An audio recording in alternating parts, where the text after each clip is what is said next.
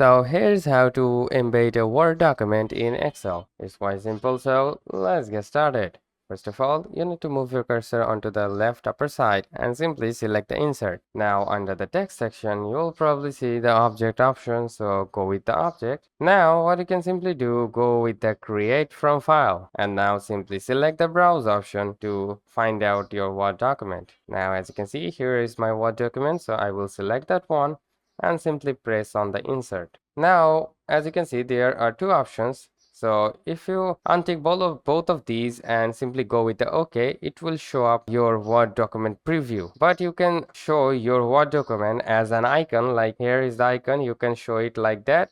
And also you can show it like a preview of your Word document. So if you select this link to file, it will automatically redirect your Excel to the Word. So we will untick it, we will go with the display as icon and simply go with OK. Now as you can see, we have successfully embedded our Word document in Excel. So another thing is to go with the object, and let me just show you real quick how the link to file shows up. So if we select that one, go with OK, paste everything. As you can see, this is what you see with the link as file. So if you double tap on it, as you can see, the Word document is opened. So that's how you can simply embed a Word file in Excel. So hope this video helps. If yes, please leave a like and we'll see you next time.